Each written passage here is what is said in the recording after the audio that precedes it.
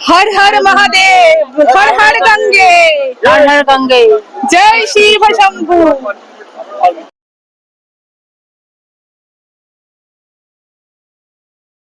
Good morning বন্ধুরা, good morning.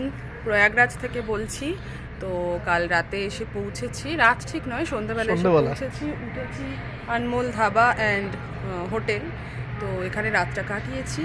এখন সকাল 4:45, আমরা উঠেছি মোটামুটি 4টে। তো সমস্ত কাজকর্ম সেরে আমরা রেডি হয়েছি। এখন বাজে 4:45, আমাদের সব গুছানো কমপ্লিট। আমরা বেরিয়ে পড়ছি এবার স্নানের উদ্দেশ্যে, পূর্ণ স্নানের উদ্দেশ্যে। আমাদের ইচ্ছা আছে আমরা একদম সকাল সকাল স্নানটা করব। তো আমরা এবার পূর্ণ স্নানের উদ্দেশ্যে বেরিয়ে পড়ব। তো ইচ্ছা আছে আড়েল ঘাট হয়ে নৌকো করে একদম সঙ্গমে যাওয়া।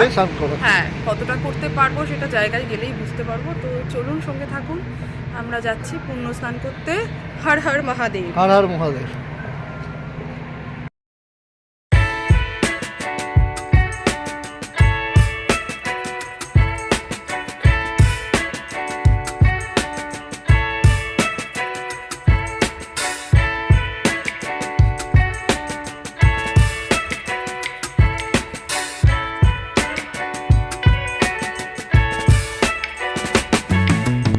আমরা পার্কিং পৌঁছে গেছি। হোটেল থেকে যখন বেরিয়েছিলাম তখন পুরো অন্ধকার ছিল। আজ রাস্তায় আর আস্তে আস্তে প্রয়াগরাজে দেখে নিলাম সূর্যোদয়। আমরা চলে এসেছি নাগেশ্বর পার্কিং, মানে গভর্নমেন্ট পার্কিং। এখানে গাড়ি রেখেছি। এখানে 65 টাকা পার্কিং নিয়েছে, সরকারি পার্কিং। আর প্রাইভেট পার্কিং কিন্তু 100-200 যেটা পাচ্ছে দিচ্ছে। তো আমরা এখানে গাড়ি রেখে এখন আমরা টোটো বা অটো যেটা আছে সেটা করে আমরা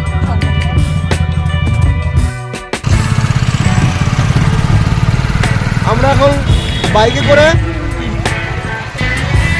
সঙ্গম ঘাটের দিকে এগিয়ে যাচ্ছি।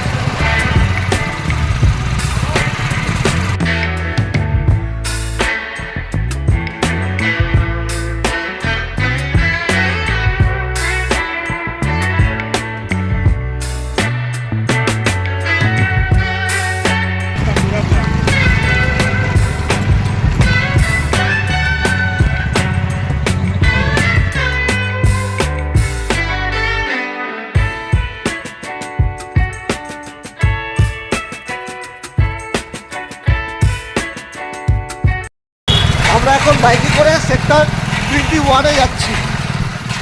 সেক্টর 21-এ করে যাচ্ছি আমরা এখন বাইকে। 3টে বাইক আমরা নিয়েছি, সেক্টর 21-এ যাচ্ছি। এখানে জানিয়ে রাখছি, এখানে পার হেড বাইকে আমাদের নিয়েছিল 200 রুপিস, মানে। আর আমরা একটা বাইকে 2 জন করে বসেছিলাম, তো পার বাইক 400 আমাদের দিতে হয়েছিল। এই দাদার সাথে আমরা বাইক করে এসেছি। दादा हमारे शिप पार्किंग থেকে এখানে নামিয়ে দিয়েছে। दादा भैया ये जगह का क्या नाम है? झूसी ओल्ड किला, ओ उल्टा किला। उल्टा किला। यहाँ से सेक्टर 21। हाँ, सेक्टर 21 से स्टार्ट है। तो यहाँ से हम लोग पैदल, भैया दिखा दिया, ये पैदल हम लोग जाएंगे सीधा संगम की तरफ। संगम। थैंक यू भैया। वायरल हो गए आप, कैसा लग रहा है आपको? 144 বছর পর পর হয় এই মহাকুম্ভ। আর মহাকুম্ভ মানেই অমৃত কুম্ভ। কেন এই কুম্ভকে অমৃত কুম্ভ বলা হয় আপনাদের জানিয়ে দেব সেটাই। কোনো এক সময় দুর্বাসা মুনি ইন্দ্রদেবকে মালা প্রদান করে, আর তার দেওয়া মালা ইন্দ্রদেব গ্রহণ করতে অস্বীকার করে। তখন দুর্বাসা মুনি তার তেজবশত এই অভিশাপ করেন যে লক্ষ্মী দেবী ইন্দ্রলোক ত্যাগ করবেন। লক্ষ্মী দেবী ইন্দ্রলোক ছাড়ার পর দেবতারা দুর্বল হয়ে পড়ে এবং অসুররা শক্তিশালী হয়ে পড়ে। এই সমস্যার সমাধানের জন্য দেবতারা যায় স্বয়ং বিষ্ণুর কাছে এবং বিষ্ণু পরামর্শ দেন সমুদ্র মন্থনের। এই সমুদ্র মন্থনে যে অমৃত উঠবে তা পান করে দেবতারা শক্তিশালী হবে ও অমরত্ব লাভ করবে। এই সমুদ্র মন্থন দেবতাদের একার পক্ষে সম্ভব ছিল না, তাই তারা অসুরদেরও সাহায্য নেয় এবং ঠিক হয় সমুদ্র মন্থনে যা উঠবে তা অসুর ও দেবতাদের মধ্যে সমান ভাগে ভাগ করা হবে। সমুদ্র মন্থনকালে 14টি রত্ন ওঠে এবং স্বয়ং ধন্বন্তরী অমৃত কলস নিয়ে উঠে আসে। এই অমৃত কলসই হলো কুম্ভ। এই অমৃত পাওয়ার জন্য দেবতা ও অসুরদের মধ্যে যুদ্ধ বাধে। 14 দিন ধরে চলে এই যুদ্ধ, আর তাদের মধ্যে যুদ্ধ চলাকালীন সময়ে অমৃত কুম্ভ থেকে 4 ফোঁটা অমৃত ভারতবর্ষের 4টি জায়গায় পতিত হয়। এই 4টি স্থান হল হরিদ্বার, প্রয়াগরাজ, উজ্জয়িনী এবং নাসিক। এই কারণে এই কুম্ভ মেলা এই 4 জায়গাতে হয়। আমরা এখন সেক্টর 21 থেকে হেঁটে টিফিনের দিকে এগিয়ে যাচ্ছি। হ্যাঁ, মোটামুটি 3 কিলোমিটার মতন হাঁটছি। ভালোই লাগছে, দুপাশে মেলা, অনেক জিনিস বসেছে, অনেক এখানে না আসলে সেই প্রচুর মানুষ উপলব্ধিটা করা যায়। হ্যাঁ, মেলার যে উপলব্ধি, সব লোকজন এক জায়গায় জমায়েত হয়ে মনে হচ্ছে এটাই একটা মেলা। দারুণ। তো যাচ্ছি স্নান করবো।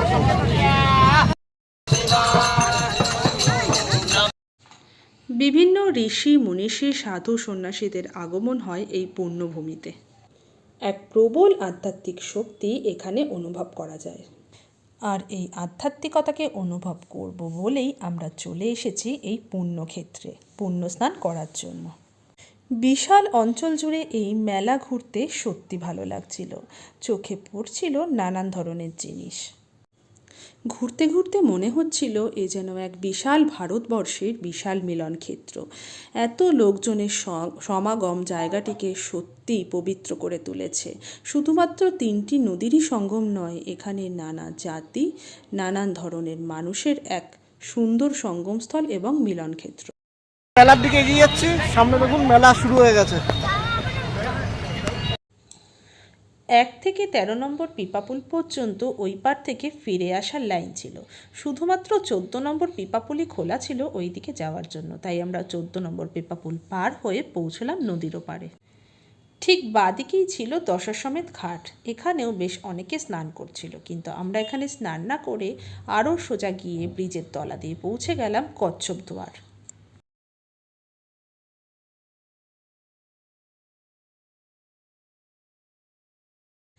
কচ্ছপদুয়ার থেকে খানিকটা এগিয়েই আমরা পৌঁছে গেলাম সঙ্গম ঘাটে। আর সঙ্গম ঘাটে গিয়ে দেখতে পেলাম এখানে ভীষণ ভিড়। তবুও কোনো মতে সঙ্গম স্নান সেরে তিলক ডুবিয়ে পাশে এক ডুব দিয়ে উঠে এসে আমরা 3বার পৌঁছে যাচ্ছি নদীর ওই পাড়টাতে। মহাকুম্ভের পুণ্যস্নান, মনটা সত্যি খুব ভালো লাগছে। অনেক দিনের আশা ছিল, আসবো আসবো করে শেষমেশ আসা হয়েছে বাধা বিপত্তি কাটিয়ে। তো আজ আমরা সেরে নিলাম আমাদের পুণ্যস্নান।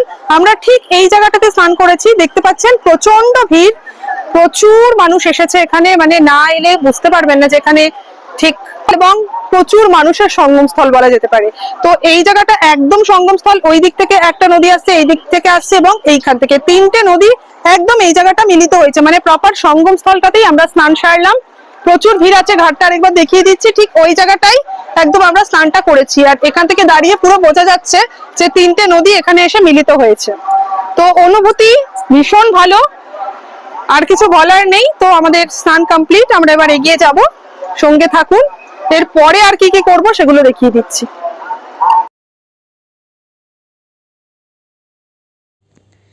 চারিদিকের পরিবেশ উপভোগ করতে করতে আমরা ধীরে ধীরে মেলা প্রাঙ্গণের বাইরের দিকে যেতে থাকলাম। সব সারার পর আমাদের বেশ খিদে পেয়েছিল, তাই মেলা চত্বরে একটি ফুড স্টলটি থেকে আমরা থালি নিয়ে নিলাম। থালিতে বেশ ভালোই ছিল, রুটি, ভাত, সবজি, ভেজ থালি ছিল। তো আমরা সবাই মিলে এখানে ভেজ থালি খেয়ে নিলাম। খাওয়া দাওয়া সেরে আমরা পুনরায় পৌঁছে যাব আমরা যেই জায়গা থেকে বাইকে নেমেছিলাম সেখানেই, আবার বাইক ধরে নেওয়ার জন্য।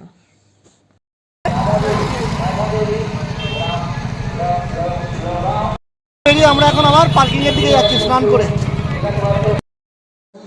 পার্কিং পৌঁছে আমরা গাড়ি নিয়ে বেরিয়ে পড়লাম। সোজা NH-19 ধরে আমরা পৌঁছে যাব গোয়ালিয়র। আবার দেখা হবে পরবর্তী ভিডিওতে, সেখানে থাকবে গোয়ালিয়রের ভ্রমণ।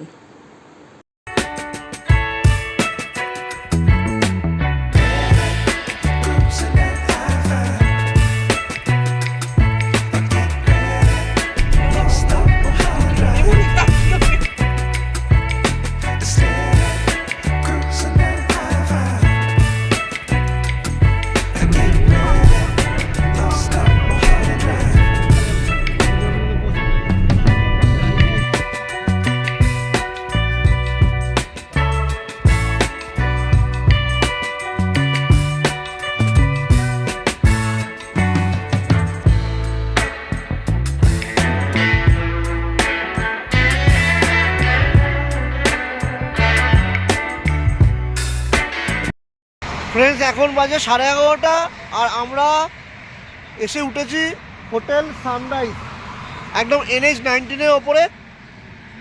আর এই হচ্ছে হোটেলটা, একদম টপ ফ্লোরে আমরা রুম পেয়েছি। তো এখানে আমরা আজকে নাইট স্টে করবো।